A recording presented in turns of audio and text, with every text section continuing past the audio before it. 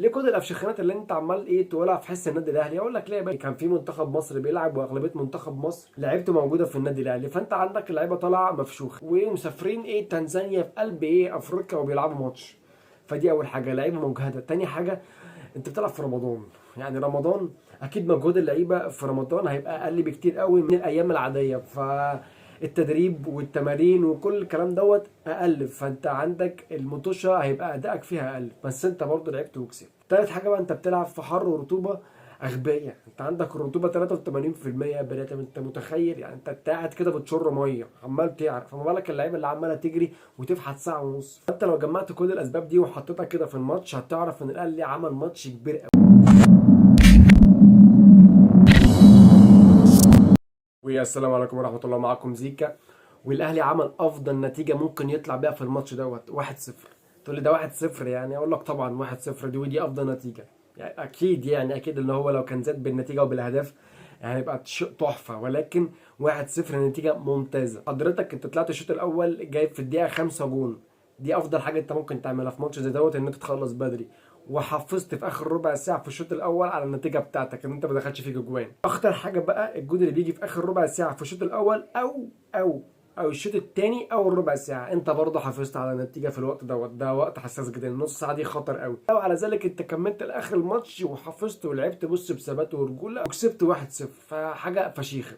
ليه كل الافشخانات اللي انت عمال تقولها في حس النادي الاهلي؟ اقول لك ليه يا باشا. انت عندك، انت بسم الله الرحمن الرحيم عد معايا. اول حاجه، عندك النادي الاهلي لسه خارج من توقف دولي، يعني كان في منتخب مصر بيلعب، واغلبيه منتخب مصر لعيبته موجوده في النادي الاهلي، فانت عندك اللعيبه طالعه مفشوخه، يعني مفشوخه ومسافرين تنزانيا في قلب افريقيا وبيلعبوا ماتش.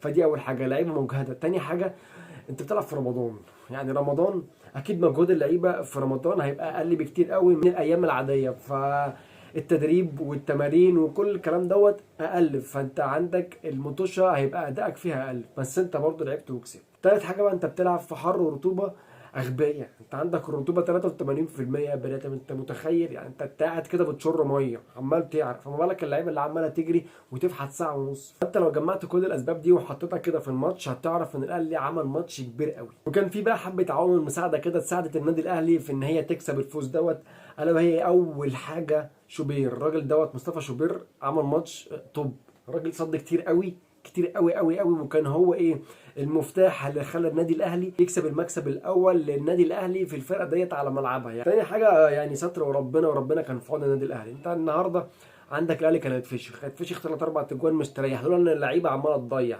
سبحان الله، انت عندك اللعيبه بتعمل كل حاجه في النادي الاهلي وتيجي عند الحارس تضيع، يا اما الحارس يصد. هنا بقى عايز اسال سؤال ليه لكولر، يعني انت حبيب قلبي، انت هي ماشيه معاك بالستر، ماشيه معاك بتألق الحارس، ماشيه معاك وربنا كرمك وكرمنا، ليه انت بقى عمال تفشخ في اللعيبه وتعصف في اللعيبه؟ ما تبدل.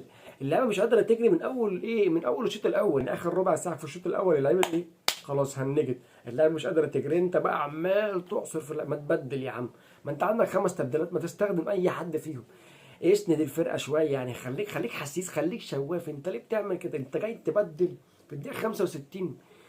ما ليه؟ ما انت عندك ما بين الشوطين اديهم واحده تبديل كده، والدقيقه 50 اديهم واحده تبديل تاني، الدقيقه 60 ولا 65 اديهم تاني في التالت رابع، الدقيقه 70 ادي واحد خامس، فاهم؟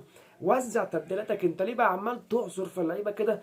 افرض مثلا ما كملتش السطر ده معاك، افرض السطر دوت ما وصلش معاك للاخر ودخل فيك اجوان، طب ليه؟ انت حتى لما بدلت يا اخي بدلت 4 من 5 تغييرات.